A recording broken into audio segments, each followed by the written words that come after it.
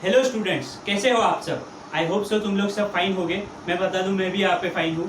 तो अभी के सेशन में हम लोग आपके सीए फाउंडेशन का बिजनेस इकोनॉमिक्स का सेकेंड चैप्टर पढ़ेंगे। सेकेंड चैप्टर का नाम क्या है? Theory of demand and supply. उसका first unit law of demand and elasticity of demand. आपको इसके बारे में 12th स्टैंडर्ड में था थोड़ा बहुत बेसिक, फिर भी एक बार वापस रिकैप कर लेते हैं। डिमांड मतलब क्या एग्जैक्टली। अभी लोग बोलते हैं कि मार्केट में इस चीज़ की डिमांड है या उस चीज़ की डिमांड है, पर डिमांड मतलब इकोनॉमिक्स के एंगल से क्या होता है। 12th स्टैंडर्ड में हम लोगों ने पढ़ा था कि डिमांड मतलब 3 बेसिक चीज़ें आती है। पहला डिज़ायर टू बाय, दूसरा एबिलिटी टू पे और तीसरा विलिंगनेस टू यूज़। मेरे पास इच्छा होनी चाहिए खरीदने की, दूसरी चीज़ मेरे पास एबिलिटी होनी चाहिए उसके लिए पे करने की, और तीसरी चीज़ मुझे वो यूज़ करने की विलिंगनेस मतलब इच्छा होनी चाहिए। ये तीनों चीज़ रही तो ही मैं डिमांड बोलूँगा। एक एग्जाम्पल से ले लेते हैं। सपोज एक एग्जाम्पल, एक बेगर है। अभी वो बेगर को चाहिए, वो बेगर लैम्बोर्गिनी कार के शोरूम के सामने खड़ा है और उसकी इच्छा है लैम्बोर्गिनी कार खरीदने की। अभी उसके पास डिज़ायर तो है, प्लस उसको विलिंगनेस भी है यूज़ करने की, पर एबिलिटी टू पे उसके पास नहीं है, तो उस वजह से वो डिमांड में काउंट नहीं होगा। अभी डिमांड सीए के एंगल से सीखने की क्या ज़रूरत है? एक इकोनॉमिस्ट डिमांड क्यों सीखता है, उसका एक रीज़न बताता हूँ। कोई भी बिजनेस जो होता है वो डिमांड पे फोकस करता है कि मेरे गुड्स की डिमांड कितनी है और उस हिसाब से मुझे प्रॉफिट मार्केट में कितना होने वाला है। और कोई भी बिजनेस को जब आपको एक्सपांड करना है या आपको डाइवर्सिफाई करना है, तब आप सोचते हो कि जो मैं एक्सपांड कर रहा हूँ या बिजनेस या मैं डाइवर्सिफाई कर रहा हूँ, वो पर्टिकुलर बिजनेस का जो प्रोडक्ट है वो प्रोडक्ट की मार्केट में कितनी डिमांड है। डिमांड के हिसाब से ही मेरा रेवेन्यू डिसाइड होगा। जितनी डिमांड उतना फिर रेवेन्यू मेरा इंक्रीज होगा। समझ में आया? डिमांड का एकदम बेसिक इंट्रोडक्शन मैंने स्टार्टिंग में दिया है, डिटेल टेक्स्ट बुक रीडिंग के साथ भी करेंगे। तो आ जाते हैं सीधे सेकेंड पेज के फर्स्ट एक केस दिया है हम लोगों ने उस पे। एक सिचुएशन यहाँ पे इंस्टीट्यूट ने अपने मॉड्यूल में दी है। एक हाइपोथेटिकल सिचुएशन है। अभी ऐसे केसेस में आपको दिमाग लगाना है और आपको सोचना है कि आप अगर उस जगह पे होते तो आप क्या करते। तो आपको स्टार्टिंग केस की कैसे दी है? Aroma T limited is considering diversifying it's business. उसको बिजनेस डाइवर्सिफाई करना है, मतलब क्या दूसरे बिजनेस में एंटर करना है। A meeting of the board of directors is called. Board of directors जो डिसीजन लेते हैं उनका मीटिंग बुलाया गया है। While discussing the matter, Rajiv Agrawal, the CEO of Aroma Tea Limited, asked Sanjeev Bhandari, the marketing head, "What do you think, Sanjeev? Should we enter into green tea also?" वो बोल रहे हैं कि हम लोग टी के business में है, तो क्या ग्रीन टी का मार्केट भी एंटर करना चाहिए? अब ये किस पे डिपेंड करता है? ग्रीन टी के जो डिमांड है मार्केट पे, उसके ऊपर डिपेंड करता है ये कि आपको ग्रीन टी का मार्केट एंटर करना चाहिए क्या, आपको कोई दूसरा मार्केट एंटर करना चाहिए क्या। तो वो गुड्स की आप डिमांड जज करोगे कितनी है मार्केट में। आगे और कुछ क्वेश्चंस है। What does the market pulse say? Who all are there in this market? How will the demand of green tea affect the demand for our black tea? अभी मार्केट इसके बारे में क्या कहता है ग्रीन टी के market में, और अपने कॉम्पिटिटर्स कौन कौन से हैं। कॉम्पिटिटर्स भी तो मैटर करते हैं, क्योंकि कॉम्पिटिटर जितने ज़्यादा होंगे उतने आपको एफर्ट ज़्यादा लेने पड़ेंगे अपना प्रोडक्ट सेल करने को। और एक और क्वेश्चन उन्होंने पूछा है कि क्या वो ग्रीन टी के बिजनेस से मेरे ब्लैक टी को अफेक्ट होगा क्या। अभी दोनों भी आप देखो तो दोनों गुड्स एक दूसरे को सब्सटीट्यूट करते हैं। आप या तो ब्लैक टी ले सकते हो या तो ग्रीन टी ले सकते हो, तो दोनों गुड्स एक दूसरे को सब्सटीट्यूट करते हैं। तो सब्सटीट्यूट से आपने सीखा था पहले कि एक सब्सटीट्यूट का अगर डिमांड मार्केट में बढ़ा या फिर उसकी प्राइस फ्लक्चुएट हुई तो अल्टीमेटली दूसरे गुड्स को भी हैम्पर होगा। तो उन्होंने यही क्वेश्चन पूछा है कि ग्रीन टी जो हम सप्लाई करेंगे उससे हमारे ब्लैक टी को तो कुछ हार्म नहीं पहुंचेगा। आगे और क्वेश्चंस है उनके। Is green tea a luxury good और it is a necessity now? Green tea luxury goods है हमारे मार्केट में कि वो नेसेसिटी बन चुका है? लग्जरी मतलब क्या? जिसकी जरूरत हमको हर टाइम नहीं होती, जो एक नेसेसरी गुड नहीं हमारे इसमें। जैसे salt is a necessary good, और कार, अगर आप लैम्बोर्गिनी कार का बोलो तो वो लग्जरी गुड है। तो इन्होंने यहाँ पे पूछा है कि ग्रीन टी जो है वो लग्जरी गुड है या नेसेसिटी गुड है? नेसेसिटी जितनी ज्यादा रहेगी उतनी वो गुड्स की डिमांड बढ़ती जाएगी। समझ में आया? आगे, what are the key determinants of the demand for green tea? Key determinants मतलब क्या? कौन सी चीजें अफेक्ट होने से ग्रीन टी की डिमांड भी अफेक्ट होगी, वो यहाँ पे पूछा गया है। तो ये सब एंगल से एनालाइज कर रहे हैं और फिर ही बिजनेस डाइवर्सिफाई करेंगे। आगे और क्वेश्चंस उन्होंने पूछे हैं, विल कॉफी ड्रिंकर्स और soft drinkers shift to green tea? जो कॉफी ड्रिंक कर रहे हैं जो फिर सॉफ्ट ड्रिंक्स ले रहे हैं, वो क्या ग्रीन की तरफ शिफ्ट होंगे? वो कंज्यूमर्स हमारी तरफ शिफ्ट होंगे? फिर आगे और क्वेश्चंस क्या पूछे हैं, the answer to this questions will help us better understand how to price and position our brand in the market. इससे पता चलता है, ये सब क्वेश्चंस का आंसर मिलेगा तो हमें पता चलेगा कि हमारे प्रोडक्ट की एग्जैक्ट पोजीशन मार्केट में क्या होने वाली है और उसके डिमांड पे क्या अफेक्ट होगा, क्या हमें डाइवर्सिफाई करना चाहिए, क्या मार्केट एंटर करना चाहिए।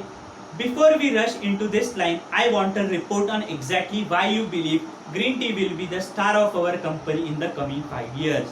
वो मैनेजर को वो भी बोल रहे हैं कि हमें अगले 5 साल में ग्रीन टी का प्रोडक्ट, ग्रीन टी हमारे लिए कैसे एक स्टार बनेगा हमारी कंपनी का, वो मुझे एक रिपोर्ट मेरे टेबल पे ला कर दो। तो ये मैनेजर को पूछ रहे हैं कि ग्रीन टी का डिमांड हर एक इससे चेक करके देखो कि ग्रीन टी के बिजनेस में जाके हमें फायदा होने वाला है क्या।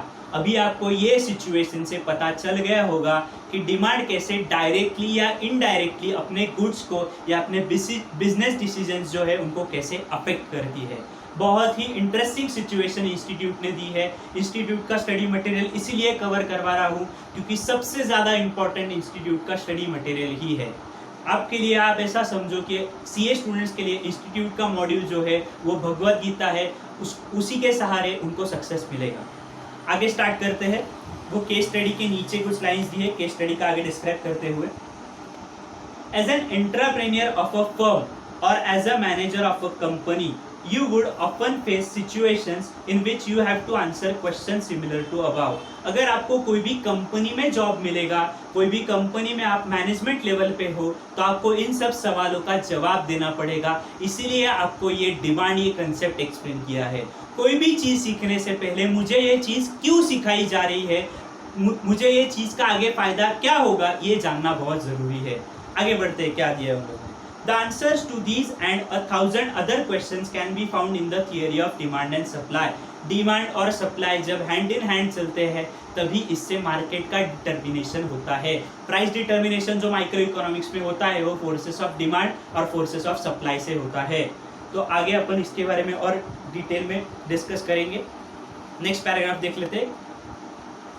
The market system is governed by the market mechanism. In a market system, the price of a commodity or service is determined by the forces of demand and supply. मैंने जैसे अभी तुम लोगों को बोला कि डिमांड और सप्लाई के फोर्सेस से ही वो प्राइस डिटरमाइन होता है कमोडिटी का। डिमांड के हिसाब से और सप्लाई के हिसाब से, जहाँ डिमांड और सप्लाई मीट हो रहे हैं वहाँ से वो प्राइस डिटरमाइन होता है। आगे इसके ऊपर डिटेल में डिस्कशन है। चलो आगे। Since business firms produce goods and services to be sold in the market, they have to understand and be responsive to the needs of consumer. Business को क्या करना है, मार्केट और कंज्यूमर के नीड्स को रिस्पॉन्ड करना है। और मार्केट और कंज्यूमर के नीड्स को रिस्पॉन्ड कैसे करेगा बिजनेस? डिमांड और सप्लाई का एनालिसिस करके। इसीलिए आपको कॉमर्शियल फील्ड का जो किंग माना जाता है और आपको कमर्शियल फील्ड और मार्केट के बारे में जो नॉलेज गेन करना है उसमें डिमांड और सप्लाई आपको बहुत हेल्प करेगा। बहुत सारे इकोनॉमिस्ट डिमांड और सप्लाई के बेसिस पे बहुत बड़े बड़े डिसीजंस ले चुके हैं। तो आगे सीखते हैं। Since business firms produce goods and services to be sold in market, they have to understand and be responsive to the needs of the consumer. ये हमने पढ़ लिया।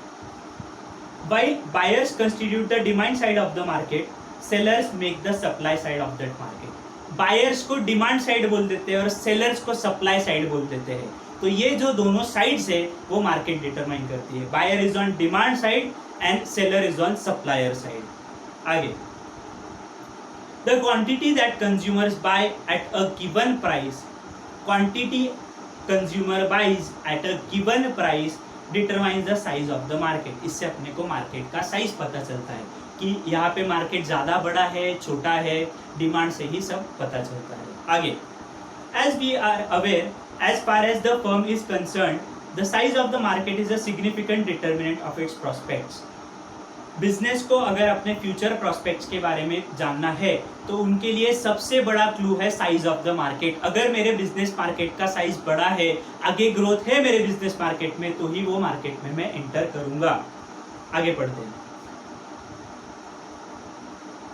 A thorough understanding of demand and supply theory is therefore essential for any business firm. कोई भी business firm के लिए demand और supply theory का नॉलेज जो है वो इसेंशियल होता है ताकि वो उस बेसिस पे डिसीजंस ले पाए।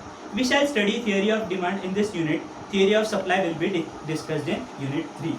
Theory of supply जो है वो unit 3 में डिस्कस होगा। स्टार्ट करते हैं। फर्स्ट पॉइंट है मीनिंग ऑफ डिमांड। डिमांड मतलब क्या होता है? तीन चीजें आनी चाहिए उसमें। डिजायर, मीन्स टू परचेज मतलब एबिलिटी टू पे, और विलिंगनेस टू यूज। समझ में आया? The concept demand refers to the quantity of a good और service that consumers are willing and able to purchase at various prices during a given period of time. मतलब time के हिसाब से demand change होता है। Eight a given period of time क्या बोला है उन लोगों ने? क्वांटिटी जितनी कंज्यूमर्स विल करते हैं बाय करने के लिए, या वो एबल है परचेज करने के। और वर्ड आता है मतलब हिंदी का और मतलब इंग्लिश का एंड, ये दोनों भी चीजें देखनी चाहिए। कंज्यूमर्स विलिंग होने चाहिए एंड कंज्यूमर्स एबल भी होने चाहिए एक गिवन प्राइस पे, सॉरी वेरियस प्राइसेस पे eight a given period of time purchase करने के लिए। समझ में आया? बहुत ही इंटरेस्टिंग कंसेप्ट है ये, इंपॉर्टेंट चैप्टर है आपके फाउंडेशन एग्जामिनेशन के एंगल से।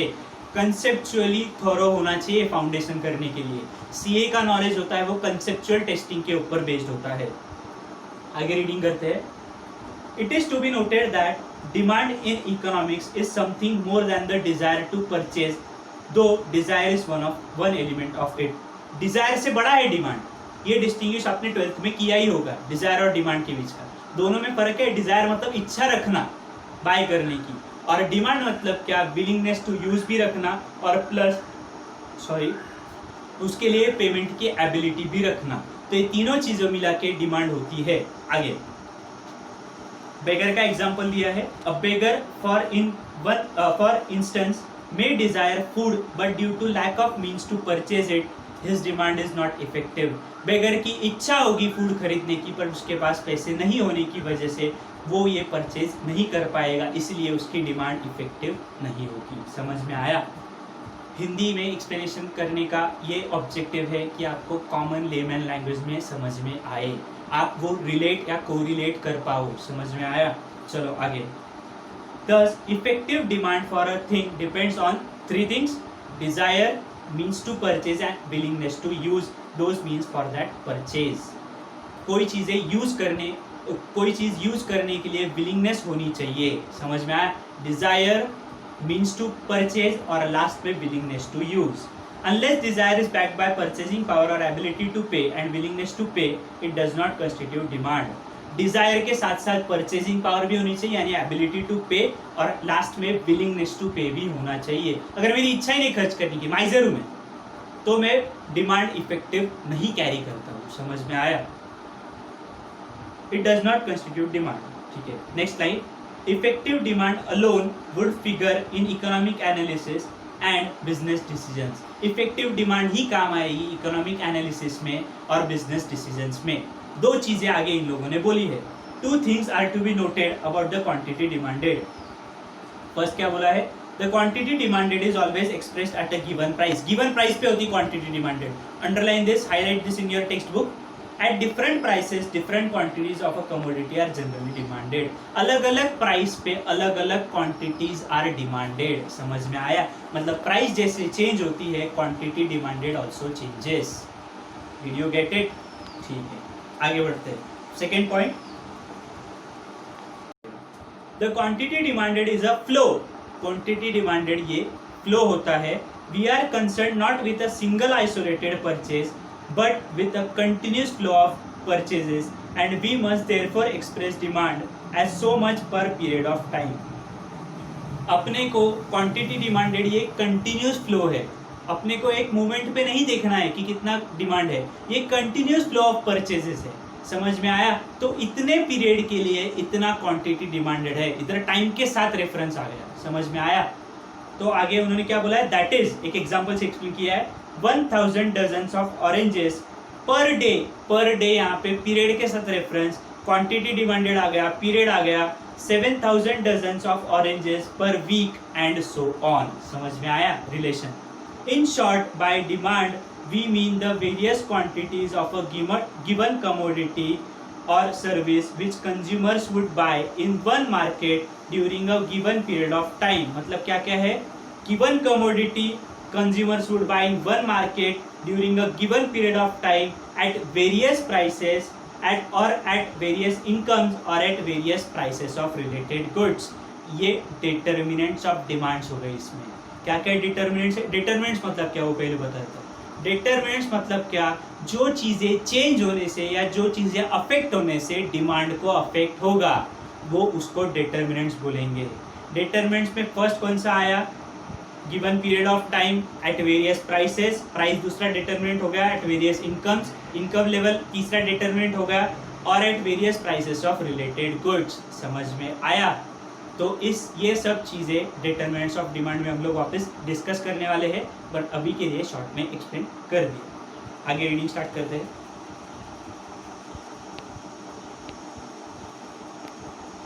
वो सर्कल के ऊपर आ जाइए, वो सर्कल स्क्रीन के ऊपर आपको दिखेगा।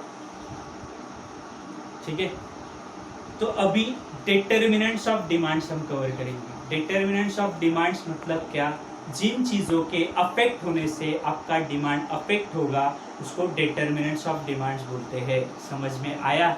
जिन चीज़ों के अफेक्ट होने से आपकी डिमांड को अफेक्ट होगा, उसको मैं डिटरमिनेंट्स ऑफ डिमांड्स बोलूँगा।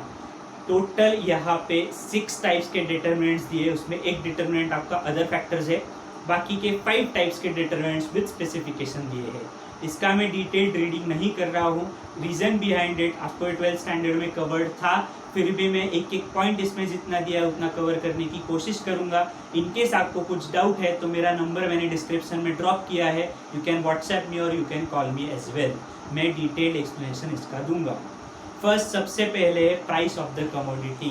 प्राइस चेंज हुई, आपके कमोडिटी की क्वांटिटी डिमांडेड भी चेंज होगी। ये लॉ ऑफ डिमांड करके एक लॉ है, वो हम पढ़ेंगे। तो जैसे ही प्राइस चेंज होगी, quantity demanded will also change.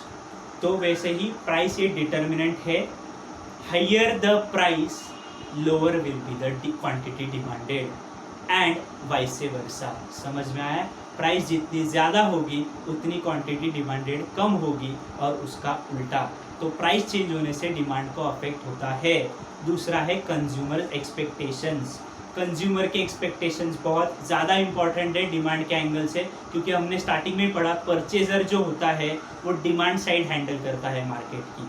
तो कंज्यूमर के एक्सपेक्टेशंस कैसे इंपॉर्टेंट है, कंज्यूमर सपोज एक्सपेक्ट करेंगे कि आगे इन फ्यूचर ये चीज़ का प्राइस बढ़ सकता है, तो अभी एट दिस मोमेंट वो ज़्यादा परचेज करके रखेंगे, जिसकी वजह से उनका क्वांटिटी डिमांडेड इंक्रीज हो जाएगा। समझ में आया? और वैसे ही इसका उल्टा, अगर उनको लग रहा है कि फ्यूचर में प्राइसेस ड्रॉप होने के चांसेस है, तो वो अभी कम परचेज करना शुरू कर देंगे, जिसकी वजह से क्वांटिटी डिमांडेड में एक शार्प फॉल दिखेगा आपको। समझ में आया?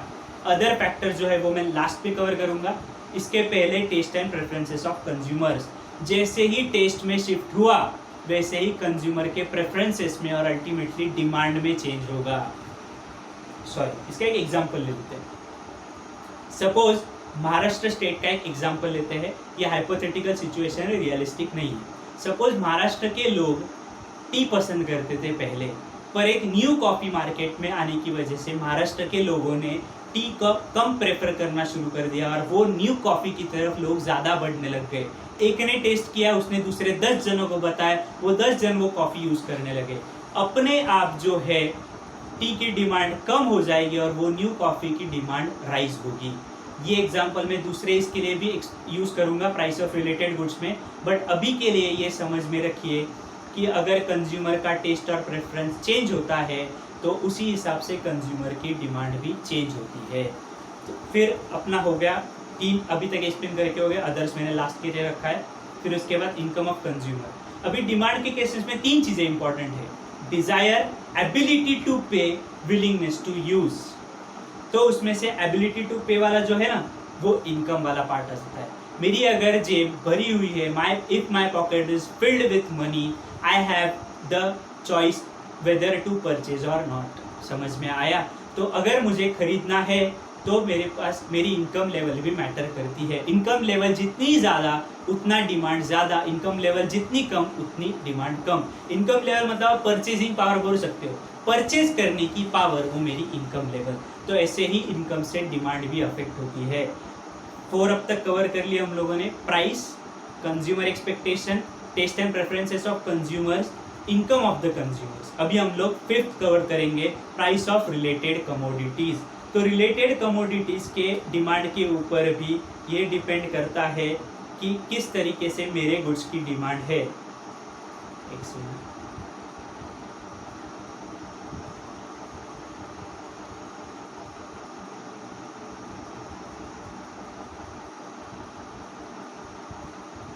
रिलेटेड गुड्स का एक एग्जांपल दे देता हूं आपको। रिलेटेड गुड्स में 2 टाइप के गुड्स आ जाते हैं। रिलेटेड गुड्स में फर्स्ट आएगा आपका जो भी सब्सटीट्यूट होगा, वो सब्सटीट्यूट मतलब क्या, आपके गुड्स को जो रिप्लेस करेगा। Tea and coffee are substitute goods. और कॉम्प्लीमेंट्री गुड्स सेकेंड टाइप के होते हैं, जो एक गुड्स के साथ आपको दूसरा गुड भी यूज करना पड़ता है, विच आर जॉइंट गुड्स, ऐसा आप बोल सकते हो। जैसे एक एग्जाम्पल, सपोज जो आपके ट्यूबलाइट्स है, ट्यूबलाइट्स के प्राइसेस में फॉल आया, जिसकी वजह से ट्यूबलाइट की डिमांड जो है वो इंक्रीज हो गई। फिर उसी के रेफरेंस में अगर मैं देखूँ, इलेक्ट्रिसिटी के अगर चार्जेस बढ़ गए तो ट्यूबलाइट की डिमांड में भी फॉल आएगा। इतना ज़्यादा से फॉल नहीं आएगा because it is a necessity, पर फिर भी थोड़ा बहुत फॉल आएगा, क्योंकि इलेक्ट्रिसिटी कंजम्पशन और ट्यूबलाइट का यूज, ये दोनों एक दूसरे से लिंक्ड है। तो दीज आर कॉम्प्लीमेंट्री गुड्स, एक लिया तो साथ में दूसरा लेना पड़ता है। तो उसी हिसाब से कॉम्प्लीमेंट्री गुड्स मतलब रिलेटेड गुड्स, उसके हिसाब से मेरी डिमांड जो है वो अफेक्ट होगी। सेकेंड है मेरा सब्सटीट्यूट गुड्स, टी और कॉफ़ी का, जैसे मैंने आपको स्टार्टिंग में एग्जांपल दिया। टी और कॉफ़ी मैंने आपको बोला था, ये मैं वापस एग्जांपल यूज़ करूंगा। न्यू टाइप की कॉफ़ी आते से ही उसकी तरफ लोग बढ़ गए और टी की जो डिमांड है वो फॉल हो गई। तो इसी तरीके से आपका 5th पॉइंट जो है वो कवर हो गया, which is your price of related commodities. और लास्ट में आपको दिया है अदर फैक्टर्स। अदर फैक्टर्स में दिया है size of the population, population का साइज कितना है उस हिसाब से भी डिमांड मैटर करती है। Higher is the size of population, higher is the quantity demanded and vice versa. समझ में आया? फिर बी है जो आपका पॉइंट, वो कंपोजिशन ऑफ पोल्यूशन है। एक सेकेंड, बैकग्राउंड में पेज नहीं आया, पेज 2.22, उसमें अदर फैक्टर्स है।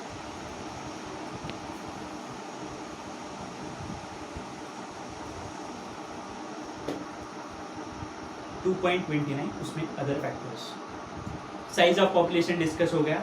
कंपोजिशन ऑफ पॉपुलेशन, आपका पॉपुलेशन का कंपोजिशन कैसा है, मतलब आर मोर किड्स और मोर टीनेजर्स और more old age person in your population composition. तो उस हिसाब से आपका जो डिमांड है वो चेंज होगा। अगर मेरे पॉपुलेशन कंपोजिशन में टीनेजर ज़्यादा है तो ऐसे गुड्स जो टीनेजर ज़्यादा डिमांड करते हैं उनका डिमांड ज़्यादा होगा। फर्स्ट आया साइज ऑफ पॉपुलेशन, देन आया composition of population, then level of national income and its distribution. Income मतलब मैंने आपको बोला था परचेजिंग पावर, जितना नेशनल इनकम ज़्यादा उतनी डिमांड ज़्यादा, और जितना नेशनल इनकम कम उतनी डिमांड कम। और फिर साथ में है डिस्ट्रीब्यूशन, अनइक्वल डिस्ट्रीब्यूशन है तो डिमांड वैसे अफेक्ट होगी, इक्वल डिस्ट्रीब्यूशन है तो वैसे डिमांड अफेक्ट होगी। फिर डी वाला पॉइंट है consumer credit facility and interest rate.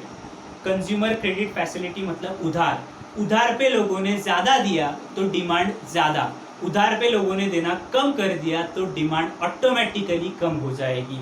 और इंटरेस्ट रेट पे से भी डिमांड अफेक्ट होती है। इंटरेस्ट रेट वो कंज्यूमर क्रेडिट फैसिलिटी को अफेक्ट करेगी और वो इनडायरेक्टली डिमांड को अफेक्ट होगा। यहाँ तक समझ में आया? तो डिटर्मिनेंट्स टोटल हम लोगों ने 6 पढ़े।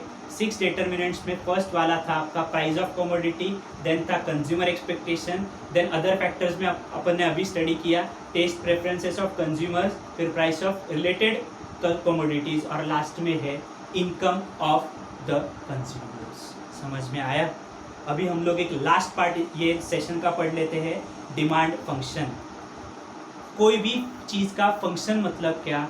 दो वेरिएबल, एक डिपेंडेंट और इंडिपेंडेंट, उनके बीच का रिलेशन बताता है। सिंबॉलिक रिलेशन मतलब एक अगर वेरिएबल चेंज हुआ तो दूसरा कितने से चेंज होगा। Demand function, as we know, a function is a symbolic statement of a relationship between the dependent and independent variables. The demand function states the relationship between the demand for a product, the dependent variable, demand is dependent here, and its determinants, the independent or explanatory variables. A demand function may be expressed as follows: dx is equal to function of px, which is price of the commodity, m, which is money, income of the consumer, py is the price of its substitutes, pc is the price of its complementary goods, t is the consumer taste and preferences, and a is the advertisement expenditure. advertisement expenditure का बता देता हूँ, text book में दिया नहीं है। जितना मैं एडवर्टीजमेंट पे खर्चा ज़्यादा करूँगा उतना ही मेरा कॉस्ट ऑफ प्रोडक्शन ज़्यादा होगा और डिमांड का उतना ही प्राइस हाई होगा, उस हिसाब से डिमांड चेंज होगी। समझ में आया यहाँ तक? ये सेशन में हम यहीं पे कंक्लूड करते हैं। आपको कुछ डाउट रहा तो आप मुझे व्हाट्सएप पे या फिर कॉल पे दोनों तरीके से पूछ सकते हो। आपको अगर हमारी वीडियो पसंद आई होगी तो वीडियो का लाइक बटन हिट करना ना भूलिए। हमारी चैनल को सब्सक्राइब कीजिए और बेल आइकॉन प्रेस कीजिए, जिसकी वजह से आपको नोटिफिकेशंस कंटिन्यूसली मिलते रहेंगे। और हाँ, ये वीडियोस बनाने के पीछे का हमारा ऑब्जेक्टिव है जितने भी स्टूडेंट्स की स्टडी स्टॉप हो गई है लॉकडाउन में, उनकी स्टडी को वापस गियर अप करना और उनको हेल्प करना। हम जो भी हिसाब से हेल्प कर पाएंगे हम खुश होंगे। आप हमें बताइए और ये जो वीडियो का लिंक है वो ज़्यादा से ज़्यादा जन तक शेयर कीजिए ताकि उनको भी इस वीडियो का बेनिफिट मिले। तब तक कि अगली वीडियो में अभी करूँगा कल अपलोड। तब तक के लिए tata bye bye, thank you, stay home, stay safe, thank you.